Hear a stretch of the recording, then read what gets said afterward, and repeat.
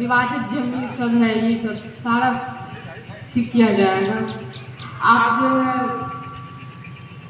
5 अगस्त को जो है उद्घोषणा कर दिया गया है सर। अभी जो है आप लोगों को स्वघोषणा पत्र जो है प्रपत्र 2 जिसको कहते हैं वो भर के देना है, जिसमें आप लोगों का नाम है, आपके पिताजी का नाम है, रकबा कितना है, रकबा डेसिमल में डालना है, चौहद्दी डालना है। उसके बाद एक और आता है वंशावली, जिसको प्रपत्र 1 कहते हैं, वो भी डालना है। इससे आगे आपको ये सब बताते हैं। बैठा बैठा मेरा नाम भारतेंदु कुमार हुआ। मैं इनका सहयोगी के रूप में आज आया हूँ।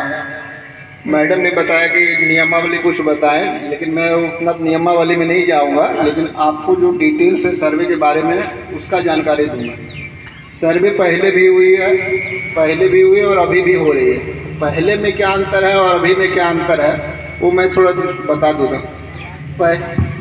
पहले जो सर्वे हुई थी वो डिजिटल नहीं हुई थी। अभी जो हो रही है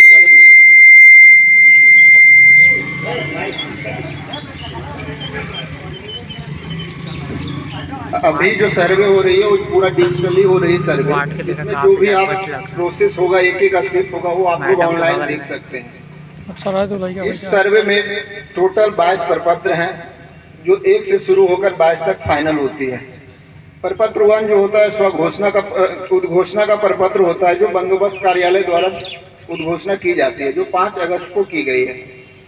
इसके बाद प्रपत्र 2 होती है, जिसमें रैयत या किसान के द्वारा वो फॉर्म को भरा जाना है। उसमें फॉर्म भरने का 2 है माध्यम, 2-3, क्योंकि वो किसी का खतियानी भूमि होगा, किसी का केवाला वाला होगा, किसी का पर्चा होगा। प्रपत्र 2 जो है सबको भरना है।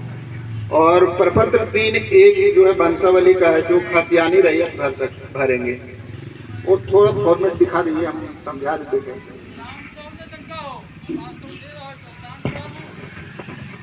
ये पदपत्र 2 है।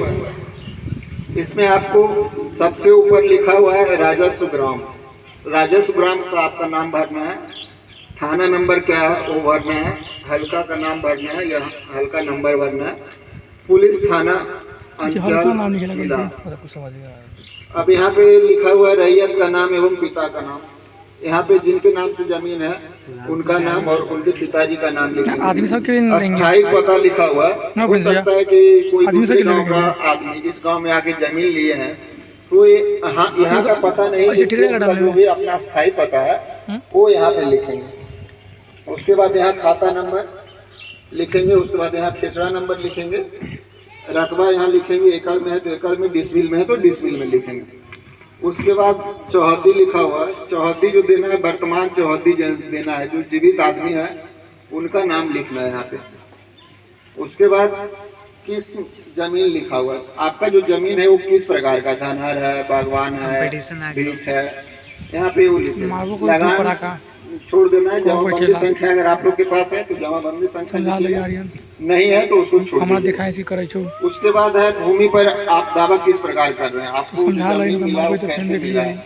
अगर आपको खतियान मिला है तो खतियान लिखेंगे। अगर खरीद बिक्री करके लिए हैं तो केवाला लिखेंगे। अगर पर्चा से आपको जमीन मिला है तो आप पर्चा लिखेंगे। अगर जमीन पे कोई विवाद चल रहा है, कोर्ट केस चल रहा है, तो आप उसके साथ यहाँ पे ये लिख देंगे, इस डॉक्यूमेंट मतलब ये जो है जमीन विवादित है, कोर्ट केस चल रहा है। कोर्ट केस चल रहा है तो उसका नकल होता है, जो कोर्ट केस करते हैं वो उसका साथ में अटैच कीजिएगा। इसमें जो भी आप देंगे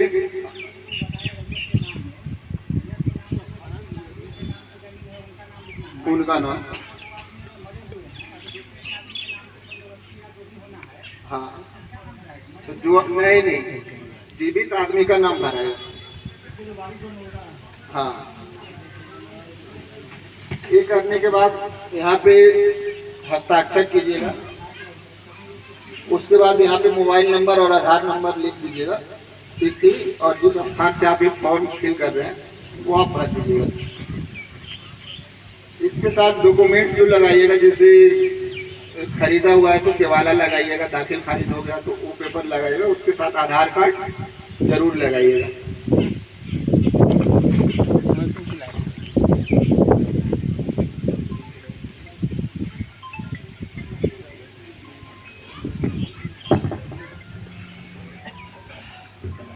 टू एक्स्ट्रा बना डालिए, ठीक है।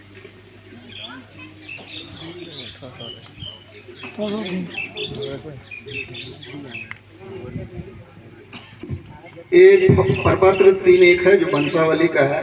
ये सिर्फ वही लोग भरेंगे जिनका जमीन खातियानी है। इसमें आप लोग जैसे जिनके नाम पे जमीन है वो अगर जीवित है तब तो उनके नाम से खाता खुल जाएगा। अगर वो मर गए होंगे तो उनका वंशज होंगे तो उनके वंशज के नाम से आप लोग एक सादा कागज पे वंशा वृक्ष बनाएंगे। उनमें वंश वृक्ष में अगर किन्हीं का लड़की है तो लड़की का नाम हुआ है तो उनका नाम देना है।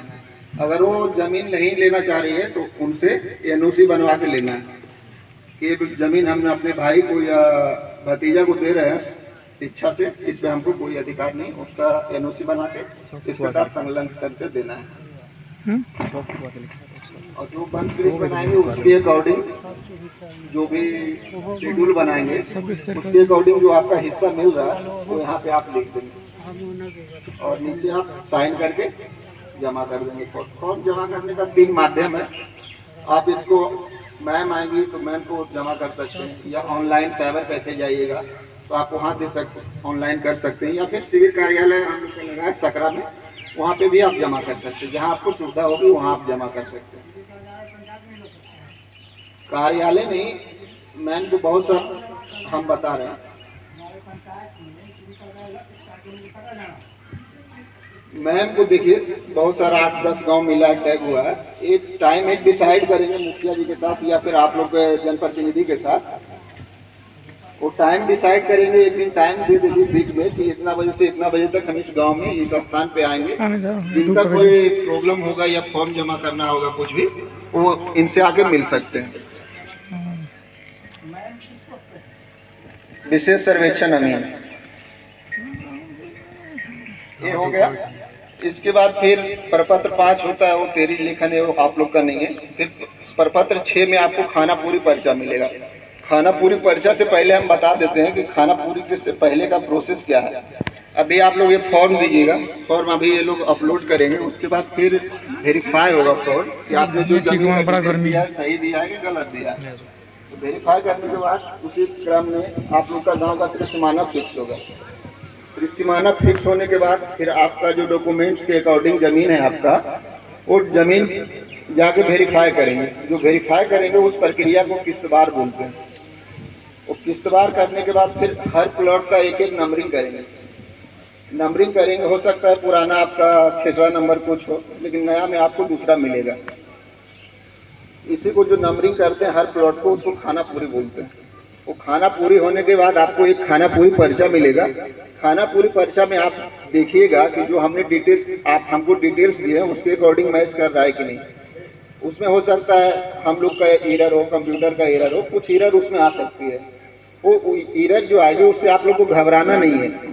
अगर कुछ उसमें मिस्टेक हुई है, गलती हुई है, तो उसके सुधार के लिए आप लोग को 3 मौका दिया जाएगा। वो 3 मौका में आप लोग दावा आपत्ति कर सकते हैं। दावा आपत्ति होगा तो हम लोग उसको वेरीफाई फिर से करेंगे कि हम लोग का जो दिए हैं वो हम लोग का गलती है या फिर आप लोग जो दिए उसमें गलती है। वो गलती कहाँ है, वो गलती को सुधारने के बाद फिर वो आगे होगा काम। अगर आप 3 मौका में आप लोग नहीं करते हैं तो उसको मान लिया जाएगा कि जो हमने एंट्री किया है या कंप्यूटर के द्वारा जो भी हुआ है वो डेटा सही है। उसके बाद कोई भी दावा आपत्ति आप नहीं कर सकते हैं। ऐसे ही जाएगा। प्रपत्र 18 में आप लोग को फिर एक कच्चा ड्राफ्ट खतियान तैयार होगा। उसको फिर पब्लिश किया जाएगा गांव में कि ये आप लोग का एरिया है। आप लोग वेरीफाई करेंगे, अगर वो सही आप लोग को लगा तो फिर जाके प्रपत्र 22 में वो फाइनल होगा। अब अगर किन्हीं का कोई डाउट है तो एक करके पूछ सकते हैं।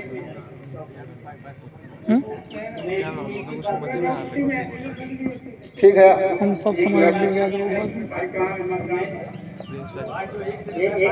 कुछ प्रश्न है उसका उत्तर दे लीजिए।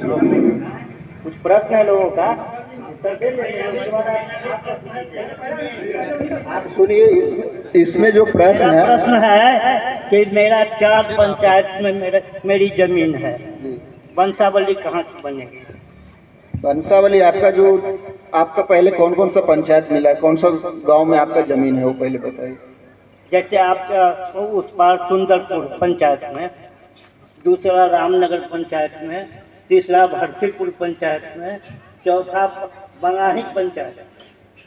मेरा बंसावली मूल पंचायत से बनेगा और वही हर जगह लगेगा कि अलग अलग बनेगा? सुनिए, बंसावली तो एक ही बनेगा। हाँ जो आपका पंचायत है हाँ वो आपका मुखिया बना के सरपंच देंगे, लेकिन वहाँ का जो पंचायत है वहाँ का हो सकता है दूसरा अमीन हो, वहाँ आप दीजिएगा वहाँ का मुखिया जी को, वो फिर आपका वेरीफाई कर देंगे, इनसे बात करेंगे कि जो आपने दिया है बना को सही दिया है, या फिर वो हो सकता है खुद आके वेरीफाई करेंगे तो सही दिए कि नहीं। वो वेरीफाई हो जाएगा तो फिर वो वही बंसावली से काम होगा।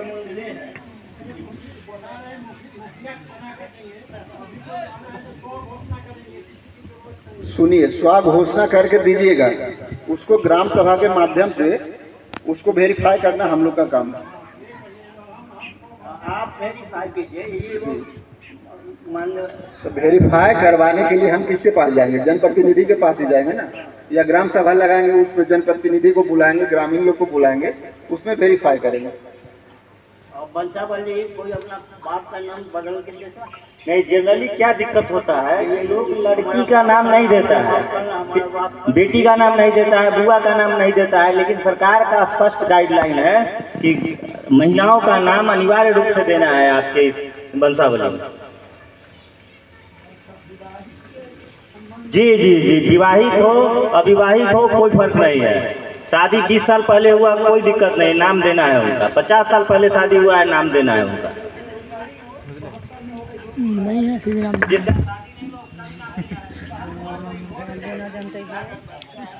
कैसे जानते हैं? मिलता हुआ जमीन और ससुराल की जमीन मिलता हुआ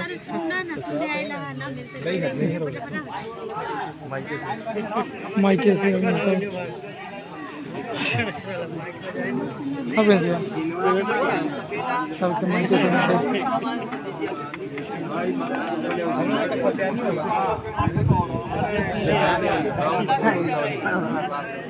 अच्छा, एक परसामा कौन सा पंचायत में पड़ता है?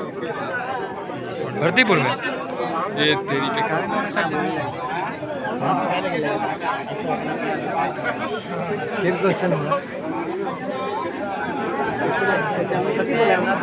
बैठ गए हम, इसमें जो क्वेश्चन किया गया उसका बोला क्या है उसका भी देना, तो नहीं है उसका भी नहीं है, मैं तो समझ रहा है। इसमें क्वेश्चन है, किसी परिवार में अनेक सदस्य हैं। आपको नहीं चाहिए तो यूनिवर्सिटी दो, वो नहीं चाह रहे, साइन करवा लेंगे। अब वो में तो मैं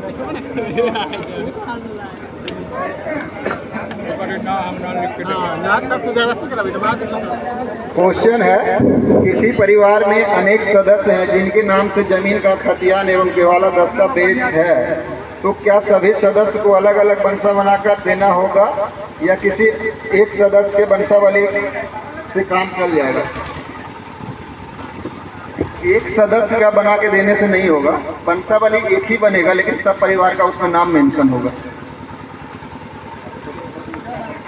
हाँ, अगर सब अलग अलग है, बंटवारा हो गया तो उसका जीरोक्स करवा के आप लगा सकते हैं।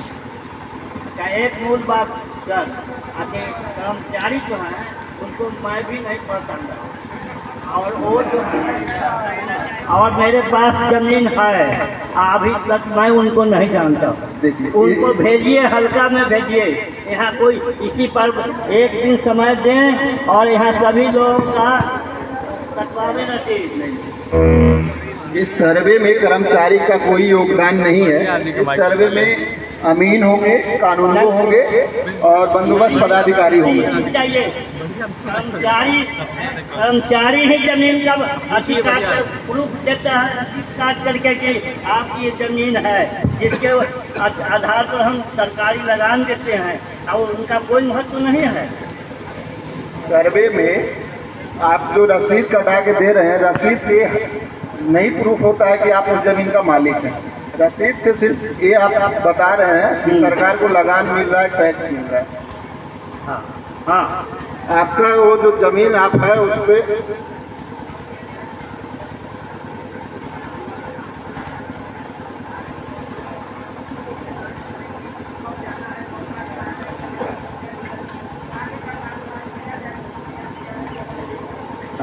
कीजिए कीजिए।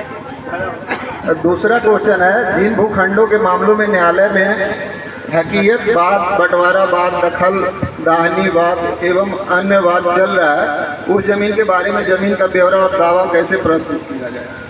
जैसे देखिए, जिस जमीन का बंटवारा मतलब विवाद चल रहा है, उसका भी आप लोग को फॉर्म भर के देना है, लेकिन जो भी आप केस किए हैं उसका केस का नकल लगा के दीजिएगा और लास्ट का जो कॉलम है अभियुक्ति कॉलम, उसमें आप मेंशन कर दीजिएगा कि इस जमीन इस खाता नंबर इस प्लॉट नंबर के साथ जो है विवादित है, कोर्ट में मामला चल रहा है। किसी जमीन में अनेक हिस्सेदार है और एक हिस्सेदार ने पूरा रकबा बेच दिया, तो अन्य हिस्सेदार उस जमीन पर अपना दावा कैसे प्रस्तुत करें। या तो इसका दो ऑप्शन है, आप शेड्यूल बनवाइए, उनका रकबा जितना वो उनका हिस्सा है उनका 0-0 कर दीजिए, अगर वो सहमत है तो, अगर सहमत नहीं है तो फिर आपको कोर्ट केस करना पड़ेगा, जो फिर कोर्ट का मामला फैसला आएगा उसके अकॉर्डिंग हम लोग काम करेंगे।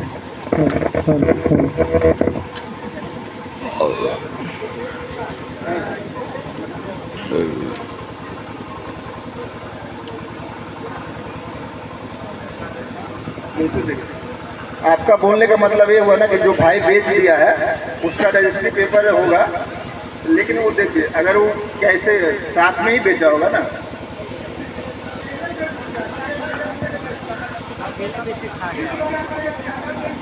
तो ठीक है, वही हम बोल रहे हैं। जैसे जब ज्वाइंट फैमिली होगा उसी टाइम बेचा होगा जमीन, तो वो कैसे पता है कि वो अपना हिस्सा इसलिए बेचा कि आप लोग का सहमति से बेचा है।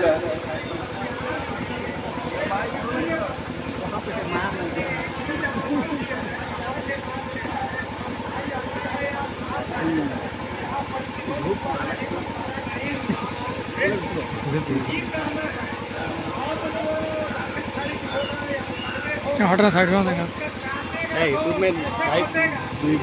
वही तो हम बोले कि एक शेड्यूल बनाइए, शेड्यूल में आप उसका मेंशन कीजिए कि शेड्यूल बनाते हैं सबका हिस्सा होगा ना, जितना इतना हिस्सा है फिर सब करना तो कितना उधर से बेच दिया, पहले उधर लेना, फिर क्वेश्चन करेगा उधर लेना, माइनस करके उसमें दर्शाइए। वीडियो देखिए घर भाई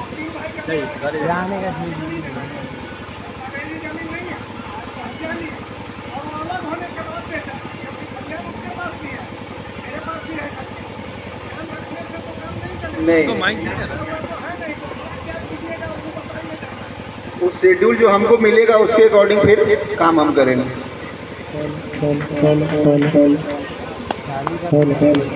शेड्यूल जो बनेगा उसमें आप लोग का सहमति होगा सब भाई का, उनका आधार कार्ड लगेगा और 5 वो पंच गांव का जो रहेंगे उनका भी आधार कार्ड लगेगा और उनका साइन लगेगा। अच्छा, बंसावाली में जो रहेगा नाम का पानी का बोतल लिया जा, हाँ,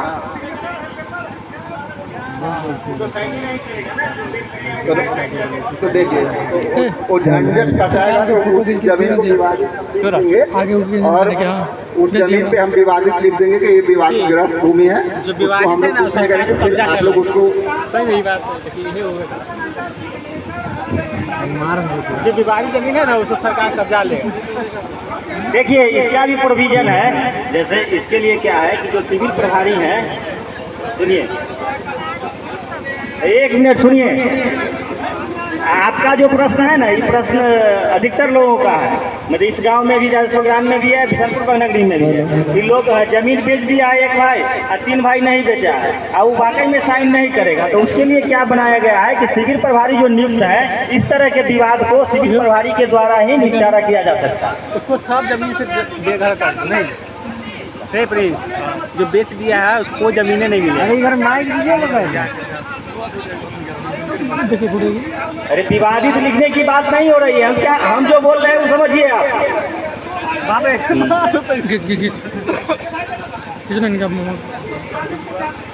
विवादित कोई लिखने नहीं जा रहा है, हम क्या बोल रहे हैं आपको, अमीन साहब जो बोले हैं उस बात को हम स्टॉप कर रहे हैं। इसका इस तरह का जो भी समस्या है उसी प्रभारी, इस तरह का कोई भी समस्या है उसी प्रभारी में इसका निदान करेंगे।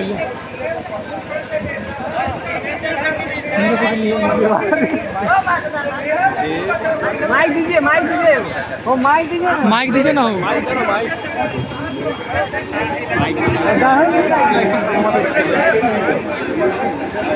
समोसा इसी तरह पैक कराई चलिए समोसा इसी पैक शांत शांत शांति बनाए रखे, शांति बनाए रखे, अगला शांति बनाए रखे। अगर किसी व्यक्तिगत जमीन का उपयोग आम रास्ता के रूप में होता है आ रहा है तथा 1962 के सर्वे में पूर्व भी आम रास्ता था, तो उस जमीन का आम रास्ता घोषित करने हेतु दावा कैसे प्रस्तुत किया जाए? दावा कौन प्रस्तुत करेगा? वो जमीन क्या रहती है या फिर सरकारी भूमि है? अगर हम लोग को जैसे देखिए अभी हम लोग का सर्वे हुई है वो एरियल सर्वे, अगर एरियल सर्वे में वो रोड दिखाएगी और जो पहले सर्वे हुए CS सर्वे और ऐसे सर्वे उसमें भी अगर रोड दिखाएंगे तो रोड ही हम लोग मानेंगे। जैसे 2011 में सैटेलाइट मैपिंग कराया था सरकार, अगर 2011 सैटेलाइट मैपिंग में अगर वहाँ सड़क दिखाई दे रहा है तो उसको सरकारी सड़क घोषित किया जाएगा। वो रैयती जमीन रहे सरकारी रहे इससे कोई बहस नहीं है। अगर 2011 के सैटेलाइट मैपिंग में वो सड़क आता है तो उसको सरकारी रास्ता घोषित किया जाएगा। घरों में रोड आ गए तो सरकारी बात समझिए, 2011 में सरकार सैटेलाइट मैपिंग किया था, उसके पास नक्शा है कि कहाँ कहाँ रास्ता है, वो आकाश से ले लिया चित्र, वो मैप इनके पास है, हमारे पास मौजूद है। उस मैप के आधार पर वो रास्ता अगर अभी तक है यानी कि 12 वर्ष हो गया तो उसको सरकारी रास्ता आम रास्ता घोषित किया जाएगा इस सर्वे में। नहीं है तो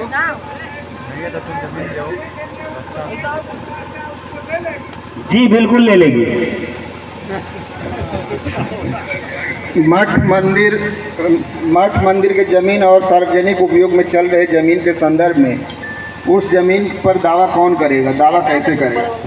अगर मठ मंदिर का जमीन पे कोई अगर दान दे दिए हैं तो दान की हुई जमीन जिस भी मंदिर के नाम से दिए होंगे उनके नाम से खाता खुलेगा, लेकिन कैफियत कॉलम में जो दान दिए हैं और जो भी रहे उनका नाम कैफियत कॉलम में लिखा जाएगा।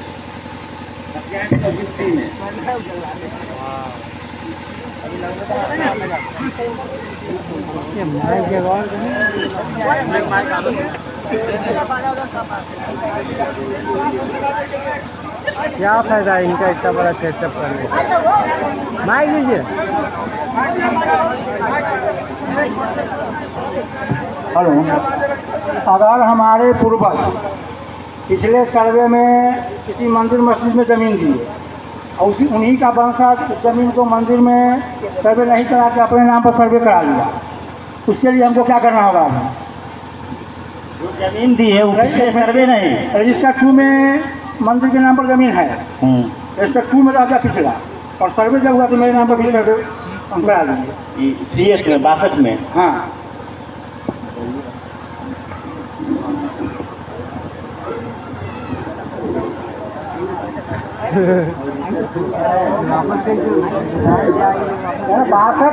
बासठ से पहले हमें जमीन दी, 62 के सर्वे में हमारे पूर्वज अपने बताते हैं कि हमारे पूर्वज भी उस जमीन को बहुत में कोई ना कोई अपने यहाँ पर सर्वे दाखिल कराएंगे। हाँ, अभी भी है उसमें से मेरे पास है। हाँ, अपने नाम पर चाहिए, उसके लिए क्या करना होगा हमको अभी इस सर्वे में? और फिर हमको ज्ञान नहीं प्राप्त हुआ इसलिए उसको हम कुछ कीजिए नहीं, तो उसका आपका मतलब रजिस्टर 2 में है मंदिर के नाम से। जी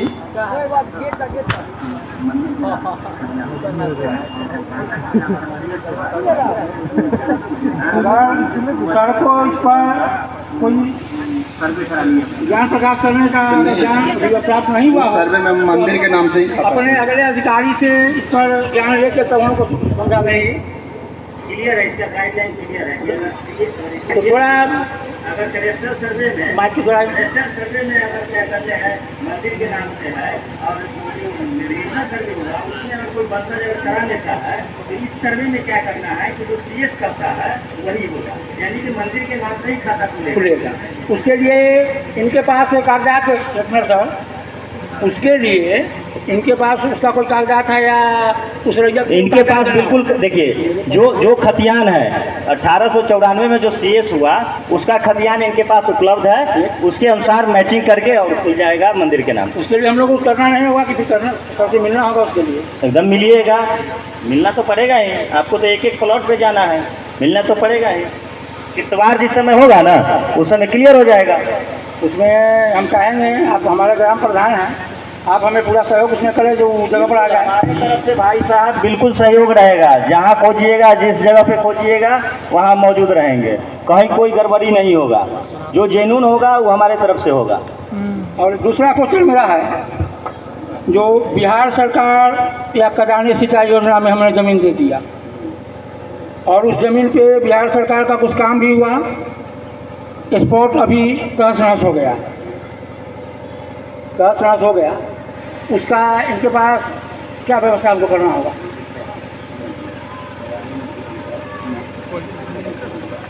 इनके पास नहीं होगा तो इनको हम बुकलेट नक्शा सब देंगे, उनको समाधान बताएं।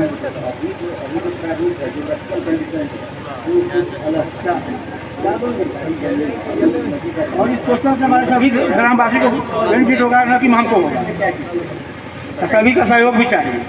क्या अभी जो प्रारूप है इस कंडीशन में क्या करेंगे? हाँ। पहले का प्रारूप था जो जमीन लोग दिया नदी का हुआ वो नक्शा भी बना और अभी जो है बहुत चेंजिंग हो गया होगा, उस कंडीशन में क्या है ना? एक मिनट सर, उसका नक्शा भी बना, सब बन गया, नक्शा पर अवेलेबल है, स्टोर पर अवेलेबल नहीं है, उसके लिए क्या किया? मतलब जो वही है जो पहले सर्वे हुई है CSRS वो भी नक्शा है, अभी जो एरियल सर्वे हुई है वो भी नक्शा है, दोनों को हम मैच करेंगे। जो विभाग से आपको क्या उसके लिए कोई नक्शा मिला है क्या? मिला नहीं है, मिलेगा, अभी मिला नहीं है। जैसे क्या है कि इन लोगों को नहीं दिया गया है लेकिन उपलब्ध है, ठीक है। CS का भी नक्शा उपलब्ध, CS का भी नक्शा है और आपका RS का भी है, जिससे आप लोग का नापी जोखी चल रहा है रामनगर में, तो दोनों उसके पास है। खतियान भी 94 का है और 62 वाला भी।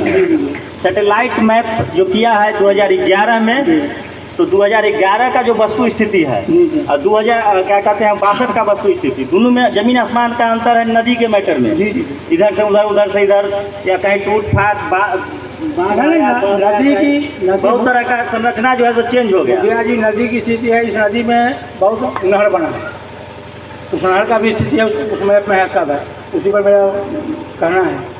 तो कह रहे हैं ना कि 2011 का जो मैपिंग है उसको और 62 और 94 तीनों को मैप कराएगा और स्पॉट भी वेरीफाई करेगा, उसके बाद कुछ निर्णय लेगा। 2011 के मैपिंग में तो नहर समाप्त, तो 62 में होगा, उससे मैप कराएगा। देखिए मतलब कोई तुरंत कुछ नहीं होने जा रहा है, यह प्रक्रिया जो है 1.5 साल लगेगा, 2 साल लग सकता है, लेकिन जो होगा बिल्कुल आप लोग के सबके सहमति से होगा और जेन्युइन तरीके से होगा। हम चाहे हैं कि आप लोगों के माध्यम से हमारे सभी ग्रामीण को इसका ज्ञान प्राप्त हो जाए कि हमको करना क्या है, सरकारी ज़मीन हो या मंदिर मस्जिद हो, उसमें क्या करना है, नहीं करना है, उसके बारे में इसका डिटेल्स हम लोग के पास जो मैप आएगी उसमें पूरा मेंशन रहेगा, कौन सा कहाँ पे जो सरकारी ज़मीन रहेगी उसको रेड करने से पहले से ही मार्क हम लोग कर लेंगे। कोई किसी ज़मीन के जमाबंदी कायम करने का मामला और दाखिल खारिज अपील व अंचल कार्यालय सकरा एवं भूमि सुधार उप समाहर्ता न्यायालय में लंबित है, तो उस जमीन के संदर्भ में कौन सा जमाबंदी नंबर अंकित कर दावा प्रस्तुत, इसमें बोले ना जिनके पास जमाबंदी नंबर है और जमाबंदी नंबर डालेंगे, नहीं है तो कोई ज़रूरत नहीं। किसी ज़मीन का खतियान किसी और का है और ये क्या लिखे, अनुचित तरीके से जमाबंदी दूसरे के नाम पे कायम कर लेते तो मालगुजारी काटा जा रहा है, जबकि दूसरे का स्वामित्व न्यायालय द्वारा समाप्त किया जा चुका है। ऐसे मामले में खतियानी रैयत को मालिकाना हक कैसे प्राप्त होगा, इस जमीन का दावा कैसे प्राप्त? अगर इसका मामला जो है कोर्ट में लंबित है या DCLR के पास लंबित है, तो जब तक फैसला नहीं आएगा हम लोग उस पर कुछ नहीं करेंगे। फैसला आ चुका है, जो फैसला है वो वैलिड है। हाँ, बहुत सारा सरकारी ज़मीन का अतिक्रमण हो चुका है, जबकि उक्त जमीन सार्वजनिक उपयोग की है। उस जमीन के संरक्षण एवं इसमें स्थापित संरचना के संदर्भ में जमीन का दावा कौन करेगा, आपत्ति कौन करेगा, इसके लिए कौन सा? इसके लिए देखिए, हम लोग को मैप जो मिलेगा और जो आप हम लोग को कागज़ दीजिएगा, आपका वेरीफाई करके आपको मिल जाएगा। बाकी जो सरकार का है वो सरकार को ही मिलेगा। इसके लिए किसी को दावा आपत्ति करने का नहीं कि वो कब्जा कर लिया है। हम लोग को मैप मिलेगा, मैप के अकॉर्डिंग हम लोग काम करेंगे। अगर जो सरकार का है, अगर संरचना का निर्माण हो गया है, वो 50 साल पुराना है, 60 साल पुराना है, बना लिया, 40 साल से बना लिया है, वो गर्मजरुआ ज़मीन है, सरकार का ज़मीन है, तो क्या है कि सरकार के नाम से ही खाता खुलेगा और अभियुक्ति में किसी दखलकार का नाम नहीं आएगा, अवैध संरचना लिखा जाएगा। किसी भूधारी के पास ज़मीन का कोई कागजात नहीं है, सिर्फ मालगुजारी रसीद है, तो उस ज़मीन का ब्यौरा एवं दावा कैसे प्रस्तुत किया जाएगा? इस सभा समापन की तिथि कितने दिनों के अंदर? सभा की समापन की तिथि अभी नहीं आई है, लेकिन ये जो सर्वे हो रही है वो दस्तावेज के ही आधार पे हो रही है। अगर आप लोग के पास कोई दस्तावेज नहीं है तो आप निकालने का प्रयास करें। अंचल से, अंचल में नहीं निकलता है तो मुजफ्फरपुर से निकलवाने का कष्ट करें। आपको ज़मीन का साक्ष्य देना पड़ेगा कि ज़मीन है। कैसे प्राप्त, बोले ना, आप अंचल जाइए या फिर आप मुजफ्फरपुर जाइए, वहाँ से आपको निकलवाना पड़ेगा। किसी सरकारी या रहती ज़मीन पर इसमें दूसरों का अवैध कब्जा कर रखा है, इस ज़मीन का ब्यौरा एवं दावा कौन कैसे प्रस्तुत? देखिए, कब्जा हो सकता है दूसरा किया होगा, लेकिन आपके पास जो ज़मीन का कागज़ है वो आप दीजिएगा। आप जो कागज़ दीजिएगा उसके अकॉर्डिंग आपके नाम से खाता खुल जाएगा। तो कब्जा आपको हो सकता है सीओ के पास एप्लीकेशन देना पड़े या किसी और के पास देना पड़ेगा। कब्जा दिलाना मेरा काम नहीं है।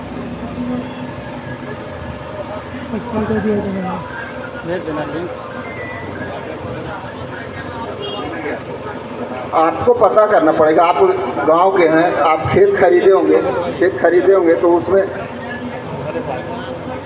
आप लोग को गांव वाले की मदद से आपको पता करना है।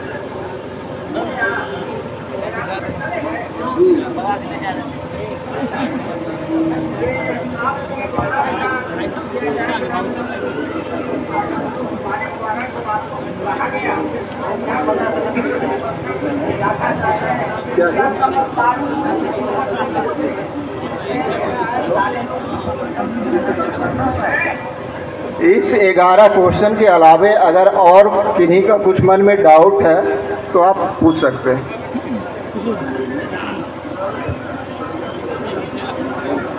नहीं, जमा करने की कोई आवश्यकता नहीं। आप जिस टाइम जाएंगे, प्लॉट पे जाएंगे, उस टाइम सिर्फ आप साक्ष्य दिखाइएगा कि हम जमा किया था, हो जाएगा।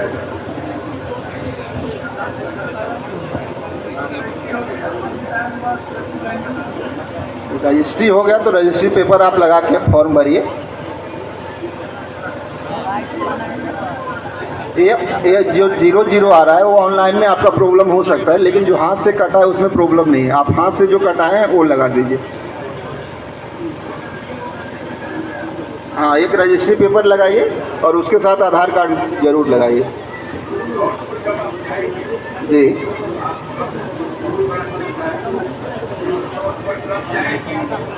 ये देखिए, ये पहला जो होगा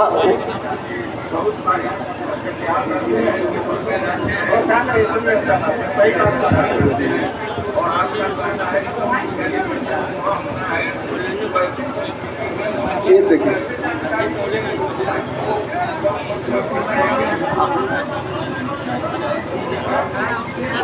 देखिए, ये सर्वे जो किश्तवाड़ी स्टार्ट होगी, उत्तर दक्षिण कोना से स्टार्ट होगी। आपका जो भी ग्राम उत्तर दक्षिण कोना होगा उधर से ही शुरू होगी।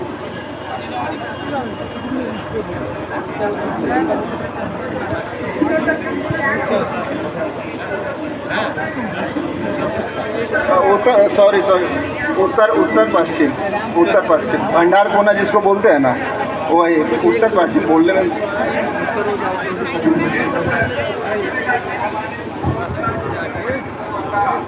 आप लोग को सूचना दी जाएगी। मैडम हर सप्ताह के एक दिन जो भी टाइम इनका फिक्स होगा उसके अकॉर्डिंग यहाँ पे आएंगे।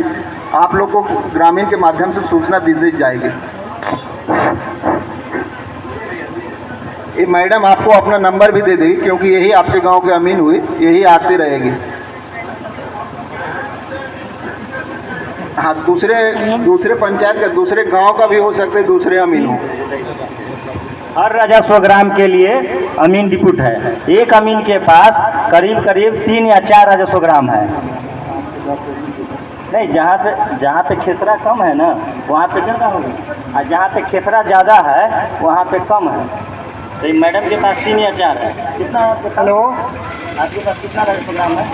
अच्छा, यहाँ कम है रकबा। Hello hello hello, 1 minute.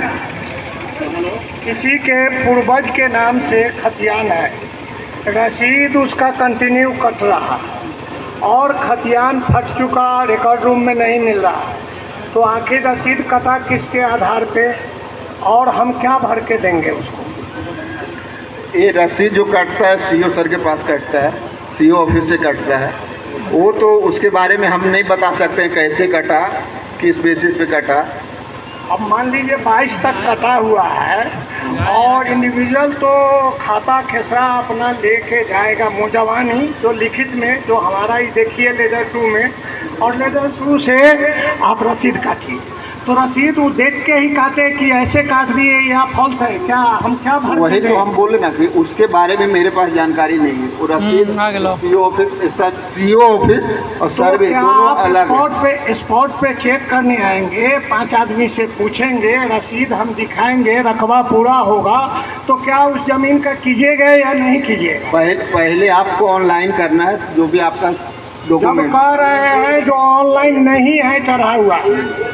देखिए क्या है, आप जो बोल रहे हैं ना, फर्स्ट तो आप जो डिक्लेरेशन दीजिएगा अपना सेल्फ डिक्लेरेशन, ये प्लॉट हमारा, ये खेसरा नंबर हमारे दखल कब्जा में है, किस तरह से प्राप्त है, इनको मिला। जिस वक्त ये आएंगे स्पॉट पर, उस जगह पूछेंगे, अगल बगल में लोगों से बात करेंगे, तब बिल्कुल सब कंफर्म करेगा।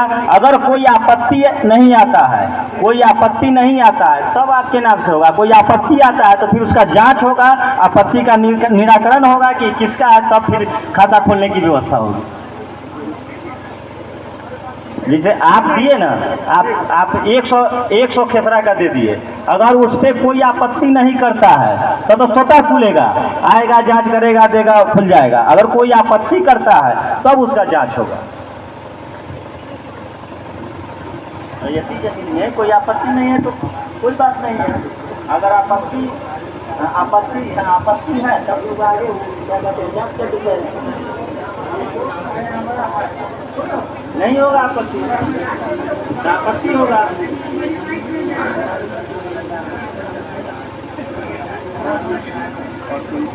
और किन्हीं का कुछ है तो बोलिए, नहीं तो फिर समाप्त कर दें।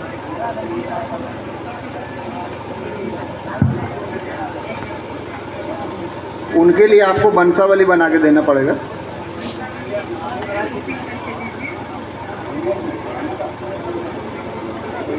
हाँ, हो जाएगा। माता पिता मर चुके हैं तो वंशावली बना के दीजिएगा तो आपके नाम से खाता खुलेगा।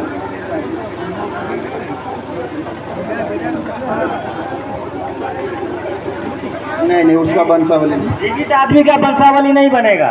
अगर जीवित आदमी के नाम से दस्तावेज है या खतियान है तो क्यों वंशावली बनवाएगा?